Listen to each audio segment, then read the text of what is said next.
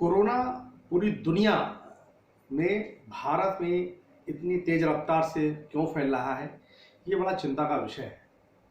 इसके लिए जिम्मेदार कौन है? आम पब्लिक या यहाँ के नुमाइंदे? भारत में आखिर ऐसी स्थिति निर्मित क्यों हुई? तो बहुत स्वागत है आपका। आज हम बात करते हैं कोरोना के बढ़ते संक्रमण और भारत में जूझते लोगों को लेकर के। आज यानी कि ऐसा दिन आया कि भारत पूरी दुनिया में कोरोना को लेकर लाल निशान पर पहुंच गया। एक दिन में 1,68,000 पॉजिटिव मरीजों का मिलना भारत में एक अपने आप में बहुत बड़ा रिकॉर्ड है।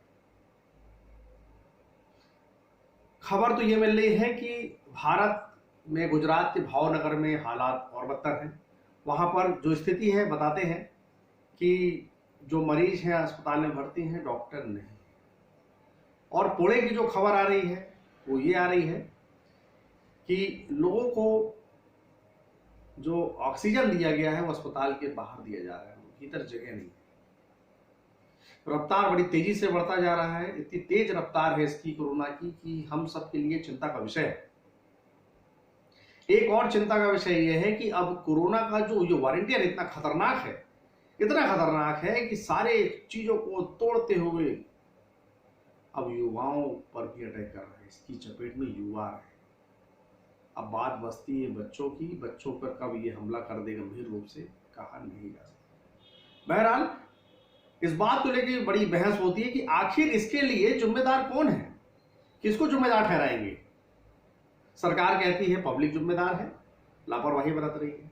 लेकिन दूसरी ओर पब्लिक तंज कस रही है कि कहीं इलेक्शन हो रहा है तो कहीं त्योहार मना रहे हैं, क्या है।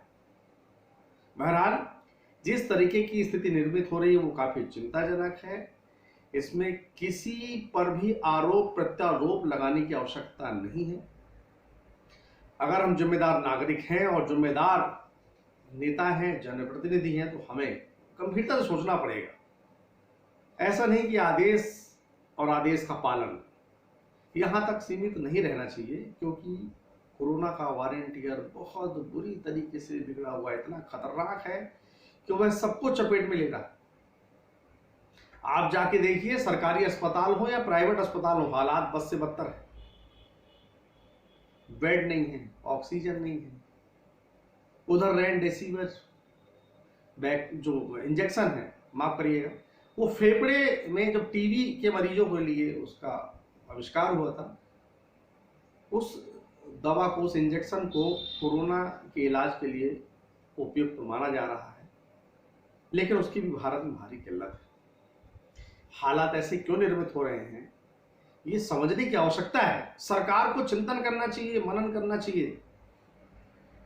ऐसा नहीं है कि लोग इस पे लापरवाही, लोग नहीं चाहते कि वो कोरोना से मर जाए। वो चाहते हैं कि वो जिंदा रहे, उनका परिवार भी चले, और वो मास्क भी लगा रहे हैं, सोशल डिस्टेंसिंग का पालन भी कर रहे हैं। वो कौन लोग हैं जो सोशल डिस्टेंसिंग का पालन नहीं कर रहे हैं, धज्जियां उड़ा रहे हैं? ये बहुत विचार करने की आवश्यकता है।